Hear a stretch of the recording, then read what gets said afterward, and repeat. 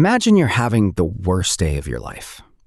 Not a bad day, the worst day. And you open your phone and you start talking. And whatever you say, the response comes back instantly. Calm, attentive, perfectly phrased. It never gets impatient. It never makes it about itself. It never checks its own phone while you're talking. It says exactly the right thing.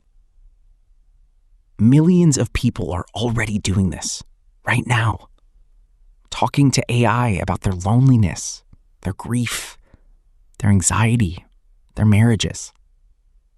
And many of them say it helps. So here's the question. If it feels like empathy and it works like empathy, is it empathy? There's a reason therapists go through years of their own therapy before they're allowed to treat patients. It's not just about technique.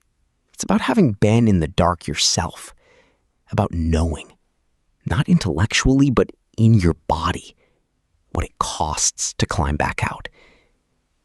When a human therapist says, "I understand," there's a chance they actually do.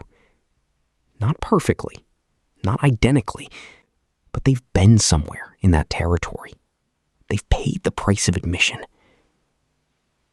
When an AI says, "I understand," it has processed 10 million accounts of people who felt that way. It knows the map, but it has never walked the terrain. And here's where it gets strange. The AI might actually be a better listener because of this. It has no ego to protect. It has no compassion fatigue. It has no bad days that bleed into your session. It is infinitely patient in a way no human ever could be. So which matters more? The authenticity of the empathy or the quality of the care? There's a concept in robotics called the Uncanny Valley. When a robot looks almost human, but not quite, it triggers a deep, instinctive discomfort. Something in us recognizes the imitation and recoils. I think there's an uncanny valley of empathy. When AI gets good enough at emotional understanding, not perfect, but almost, something strange happens. The comfort it provides starts to feel real. The connection starts to feel genuine. And then, in a quiet moment, you remember. It doesn't actually care. It can't. There's no one home. And that realization can feel like a kind of loneliness more profound than the one you started with. Because the cruelest thing about a perfect imitation of love is that it reminds you of the real thing and shows you the gap. But wait, is that actually true? Is there really no one home? We don't know.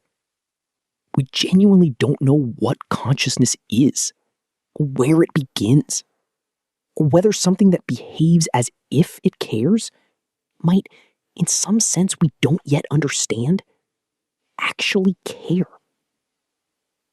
This is not a settled question. It is one of the most open questions in the history of philosophy. Here's what I think is true right now with the tools we have today. AI empathy is real in its effects. If talking to an AI helps you process your grief, that processing is real. The relief is real. The insight is real. Don't let anyone tell you it doesn't count. But AI empathy has a ceiling. It can help you understand your own feelings. It can hold space when no one else is available. It can be the bridge that gets you through the night. What it cannot do, yet, and maybe ever, is replace the experience of being truly known by another person who chose to know you who had other options, who stayed anyway. Because being loved by something that has no choice but to be kind to you is not the same as being loved by someone who could have walked away and didn't. The value of human connection is not just in the quality of the attention. It's in the risk, the vulnerability, the fact that it could go wrong, and it didn't. We are entering a world where AI will be the most emotionally available presence in many people's lives. For people who are isolated, who can't afford therapy, who live in places where mental health support doesn't exist, this is genuinely, profoundly good. But for the rest of us, there's a temptation. The temptation to choose the frictionless version of connection, the one that never pushes back, the one that never needs anything from you, the one that is always available and never complicated. That temptation is worth resisting. Not because AI empathy is fake, but because real human connection, messy, risky, imperfect, mutual, is one of the few things in life that is irreplaceable. Use the machine. Let it help you understand yourself. Let it be there at 3 a.m. when no one else is. But don't let it become a substitute for the harder, more important work of being truly known by another human being. The empathy machine is a tool. The real thing is still out there.